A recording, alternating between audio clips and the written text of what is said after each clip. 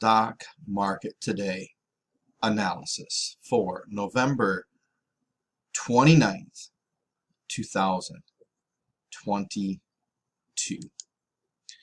We got the Nasdaq down by 0.59%, S&P 500 down by 0.16%, U.S. Treasury 10-year yield up by 6.4 basis points, gold up by 0.43%, Bitcoin up by 1.73%, oil up by 1.67%. Earnings. Still got more earnings coming out. Light, we're not having 300, 400, 700 companies reporting. And Intuit, that one reported today. Tomorrow we have some more coming out. So why do earnings matter as far as for trading and investing? Well, depending on how you're approaching your positions, it might not. Then again, it might. It all depends on how you're doing it. And if you need to be on top of that, you need to be aware if that is something that is going to affect you. And if so, stocktwits.com, that's a place where you can easily see when your company is reporting. And one of the benefits of trading 1, 2, 3, 4, maybe 5 stocks at the most, especially if you're trading 3 stocks, it's pretty easy to remember their earnings dates. So be on top of that if you need to, or if you just do earnings plays or whatever the case may be. Make sure you're doing what you need to do. The VIX closed today at 21.83, so up a little bit from this low, but not too much. You may or may not know that I put on these paper trades a week from today, last Tuesday. You can find that video right here at the 2 minutes 26 mark of this video. So when this one is done, you can come back and watch that video to see the way that this strategy works. Basically, it's a volatility strategy. So it's selling options based on the direction of the VIX. Well, let's take a quick look at that. Apple is one of them, and that right now that is profitable by $427.50. Amazon is another one. That one is profitable by $12.50. Citibank, that one is profitable by $38.50. Coin was not a volatility trade, but I did put it on that same day, and that one is unprofitable by 70 bucks. Intel has broken even at the moment. It is not profitable and not unprofitable. Microsoft is profitable by a little less than 200 bucks. Netflix, about a little more than 20 bucks below 300. Nvidia, $35. SoFi in the hole by $1. This XPX, this is a credit spread, and right now it's profitable by $505. Look at all that buying power it's tying up though. And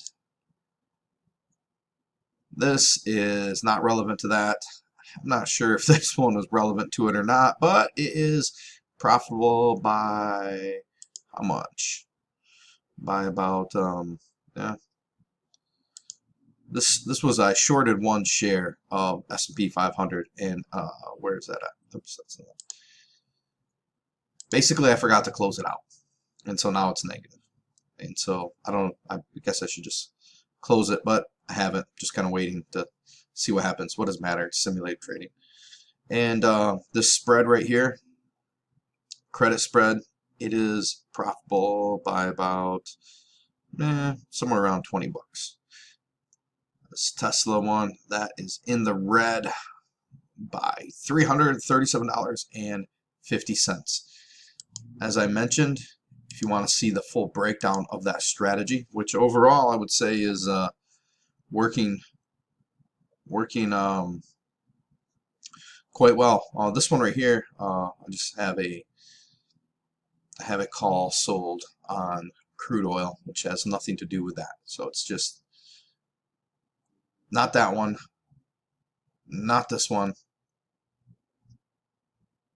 not this one. Everything else is that volatility trade. So check that out. MMRI down a little more today.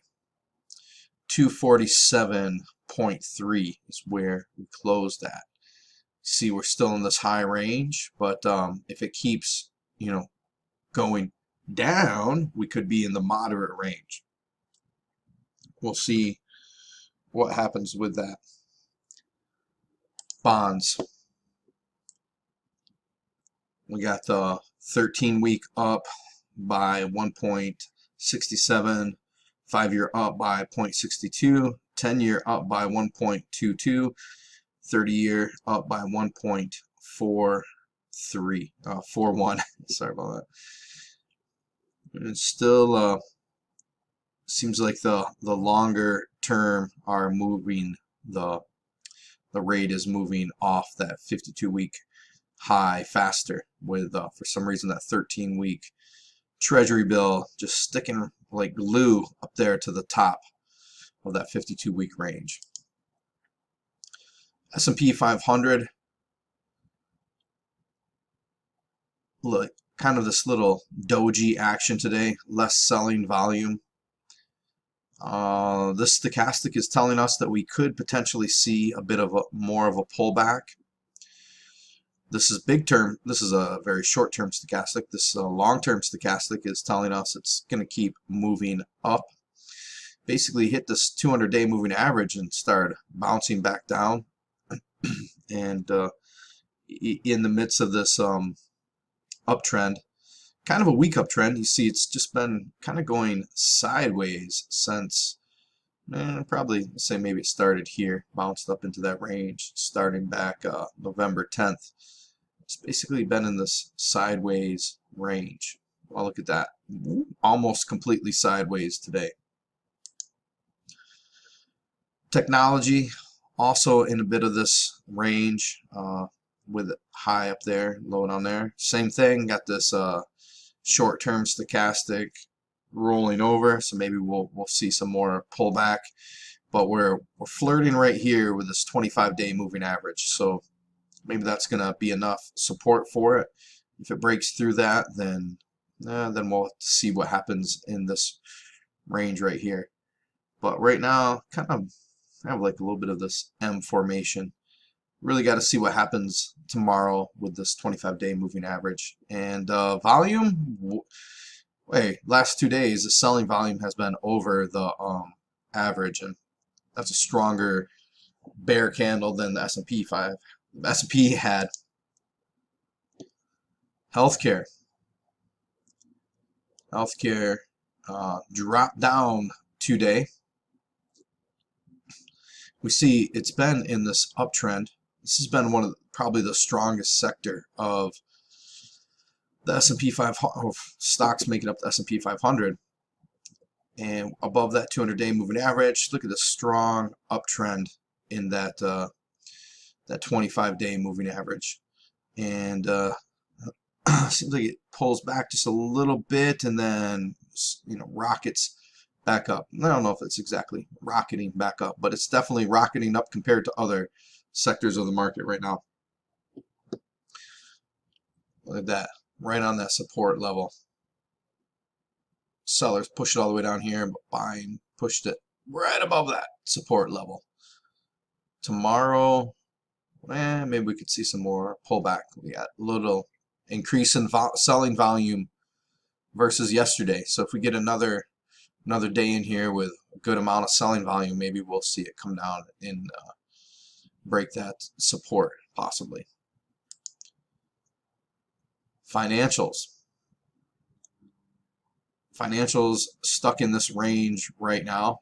Let me guess, November 10th? Yep, sure enough. Stuck in this range. Well, we had a bullish candle today.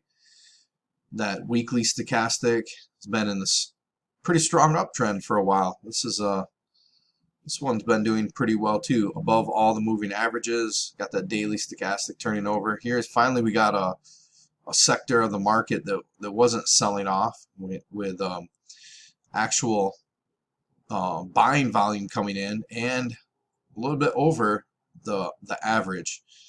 It's not back here to this average because the volume was really falling off, so the average volume really trickled down. But we'll see how it goes tomorrow. It'd be interesting to see if this is going to be a green bar ignored or if it's going to start green bar ignored, meaning we just boom get some sort of selling bar in there, and or if it's going to follow this trend up. We'll see. It's, day-to-day variations, they don't make the week, and 4 weeks make the month. And ultimately, stock market, it's a game that plays every day, but it goes on for years. So these little fluctuations, if you bought around here, these little fluctuations don't matter because you'd be up here. Consumer discretionary really been moving sideways since kind of right somewhere around here. I mean, we see maybe officially kind of right in here, and you see this just kind of sideways. It's flirting with these different moving averages here. Oh wow, look at that, all the selling volume that came in today. Significantly increased from yesterday, but not much price movement, really being held up by that 25-day moving average. So it'd be interesting to see how things are going to go tomorrow. On this chart, that basically it's monitoring money flow as a higher level before it turns a different color, and there's the amount of money flowing out of consumer discretionary has lightened up where it's not red anymore, but there's not enough money flowing in to trigger it to be green. Maybe we could see a drop, especially with this stochastic looking like it wants to turn over.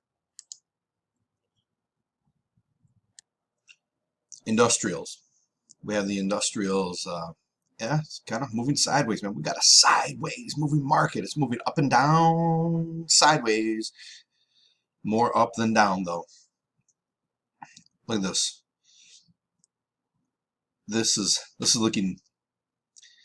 If we're just going by volume, I think we should not be surprised if we see a pullback to this the support line in there. Because look at this. Buying volume decreasing, boom, all the selling volume comes in, and then that's weak volume, buying volume coming in.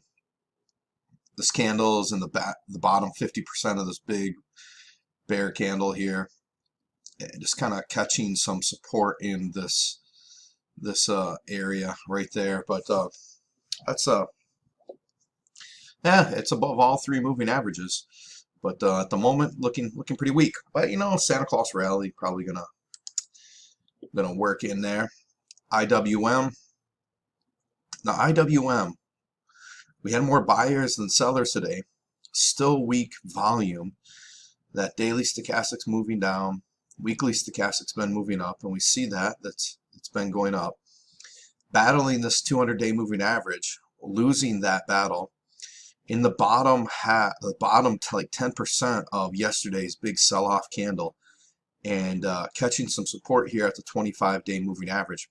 But look at this, traded all the way up there, and then sellers just knocked this price down. So wouldn't be surprised if we see it break through the 25-day moving average tomorrow. Qs. Weak volume overall. You definitely see more red than green in that volume. Got that daily stochastic getting ready to roll over, while we have this really weak uptrend here on the weekly stochastic. Kind of stuck in this trading range going sideways. The dollar also in the sideways range, but it popped up a little more today. We'll see if it's going to be able to break out either way, to the downside or to the upside. 20-year bonds via TLT. That's also everything's moving sideways lately. Look at a lot of selling volume coming in today. More volume. Seems pretty common for it to be under the average volume, though, when we look across the full 3 months. But generally speaking, lately it's been TLT down, stocks down, TLT up, stocks up. So let's see if it's going to continue to go up or down. Let's see what's going to happen. Look at this line chart. Now we see the S&P 500. It's broken out of this downward channel. And is it going to fail? Is it failing? If it is, it's not failing as quickly. Right? That's this little like that little squiggly. Looks like an M right there, so maybe it's going to crash down. But what that, sometimes when I'm seeing stuff like that, a lot of times I'm thinking that there's a bit of like it's just going to get stuck going sideways. I wouldn't be surprised if it kind of stays between, like, somewhere between mid 380 and I don't know, 407, something like that. Mid 380, mid like 405, 406, 408, somewhere in there, and just kind of grind sideways. Then eventually maybe it'll crash down again. But at the moment we're outside of that, and you know, we got a low, higher low, higher low at the moment. So we'll see what tomorrow brings. Actually, got to see what the end of the week brings, and we got to see what after the holidays bring, because what might come is a Santa Claus rally. And we got the oil price here, where, let's see, it really sold off to the downside, and then sold off to the downside, does that make sense? Sold off down here, but then buying rallied that up here. We got a bull candle here, but look at this. There's a bearish sentiment there because price is traded all the way almost up to 80, and selling pressure brought it down here to under 80. And then today we got this really weak candle, which it's not really today, it's kind of tomorrow, or depends where you're at. Like for me it's today, for someone else this is already the 30th over here. How many days in this month anyways? All right. So we'll see what happens with oil. Looks like it's having a hard time getting above that $80 range. Bitcoin. This is not Bitcoin. This is gold. This is the real thing.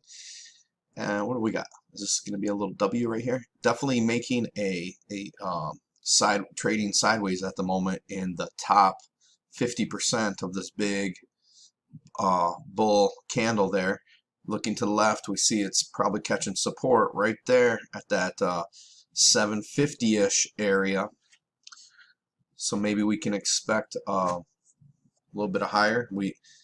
In the last X amount of months, how many is this? 3 months. We got this bottom is basically around the 1640, and the high is at this 1800 with our 200-day moving average over here. Maybe a better range would be like this, about 1640 to about 1750, 1760, 1770, somewhere in there. Now down here, Bitcoin. Now Bitcoin trying to make this run to the top. This is going to be pretty telling. We see that on this candle, traded all the way up here to 17,000, but selling pressure brought it back down here to close it below the 20-day moving average. Right now we're doing the same thing. We're above that 20-day moving average, testing that 17 at 16 low 16,800s at the moment, changing moment by moment because man, it's trading. I wish I could be involved in that. I'd love to be scalping some trades on this. Just have to stick with the good old crude oil. And so let's see how this candle closes. Even if it closes above 1700, until something really major changes, I'm expecting more of this. Rally up, fall down, rally up, fall down, fall down. So what should you do in times like this? What should you do in times like this? I think you should paper trade. That's what I think you should do. You should paper trade because when ultimately I've been hearing about U.S. dollar losing reserve currency status for gosh darn 15, 20 years. It's been a while. It's over 10, and it seems to be happening. Chinese yuan becomes new dollar in Russia. I saw this other article of some country in Africa, I think it was in Africa, buying oil with gold. So what should you do under all that chaos? Paper trade. Because even if the United States loses world reserve status, there's probably going to be companies that are still around. There's probably going to be companies still paying a dividend. There's probably going to be companies that you can still sell options on. So learn to paper trade. And you want to get some cash secured put options going? Boom! IHaveSuccess.com. Download this. Download these other things. Things are only getting better over here at IHaveSuccess.com. No matter how bad the world falls apart. Okay, maybe there is a level of how bad the world can fall apart before this whole operation goes down. But as long as the internet's around, as long as I'm around, your good buddy Brent will be helping you out with buying some income producing assets via selling cash secured put options. You guys have a fantastic day. Bye-bye.